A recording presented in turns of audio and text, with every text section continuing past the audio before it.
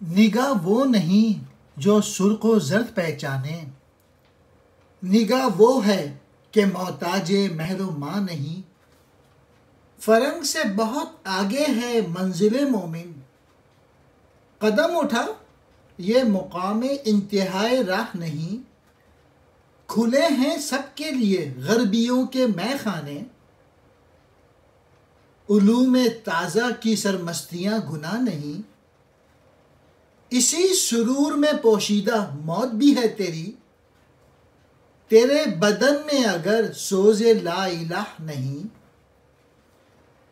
سنیں گے میری صدا خان زدہ گانے کبیر، گلیم پوش ہوں میں صاحب کلہ نہیں۔ علامہ اقبال اس شعر میں اس نگاہ کی بات کر رہے ہیں جو کہ مومن کو جو نگاہ نصیب ہوتی ہے، جو درویش کو جو نگاہ نصیب ہوتی ہے۔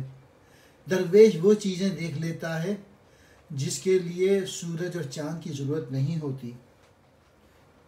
اصلی نگاہ سرخ اور زرد کو پہچاننے والی نہیں ہوتی، اور نہ ہی سورج کی روشنی اور چاند کی چاندنی میں کام کرنے والی ہوتی ہے۔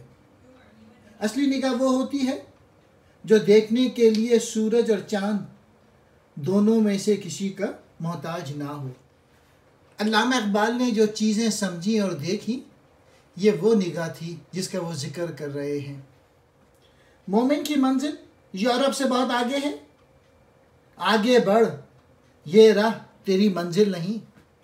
اقبال کہہ رہے ہیں ستاروں سے آگے جہاں اور بھی ہے جسے لامکاں کہتے ہیں، جس کے فاصلے اور سفر کی کوئی حد ہی نہیں۔ مومن زمان و مکان کی دنیا میں محدود نہیں رہتا۔ یورپ نے نئے علوم کے لیے جو شراب خانے قیام کیے ہیں، ان کے دروازے ہر ایک کے لیے کھلے ہوئے ہیں، اور ان علوم کو حاصل کرنا اور ان سے فائدہ اٹھانا یہ کوئی گناہ کی بات نہیں۔ اس لیے تو آگے بڑھ اور ان علوم کو سیکھ اور ان سے فائدہ اٹھا۔ پھر اقبال کہتے ہیں علوم مغرب سے فائدہ ضرور اٹھا، لیکن اس بات کا خیال رکھنا کہ تو توحید پہ قائم رہے، اور یہ نہ بھول یعنی اپنے دین اور اخلاق کی روایت سے الگ نہ ہو۔ لیکن اگر تو نے توحید کو چھوڑ دیا تو پھر تیرا نقصان ہو جائے گا۔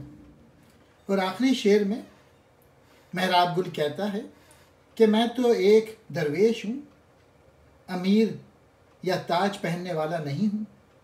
میں نے جو پیغام دیا ہے اس کو امیر اور سردار والے تو نہیں سنیں گے۔ یہ لوگ ایک غریب کی آواز پہ کیسے دھیان دے سکتے ہیں؟ محتاج کہتے ہیں حاجت مند کو، مہر کہتے ہیں سورج کو، ماہ کہتے ہیں چاند کو۔ فرنگ سے مراد یہاں پہ یورپ ہے۔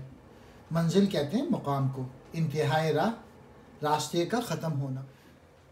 غربیوں یورپ والے، مے خانے شراب خانے، علوم تازہ موجودہ دور کے علوم یعنی سائنسی علوم، سرمستیاں زور و شور، سرور کہتے ہیں مستی کو، نشے کو، پوشیدہ کہتے ہیں چھپا ہوا، سوز کہتے ہیں حرارت کو، لا الہ اللہ کے سوا کوئی عبادت کے لائق نہیں، صدا کہتے ہیں آواز کو، خان زدہ گانے کبیر قبیلے کے بڑے بڑے سرداروں کے بیٹے،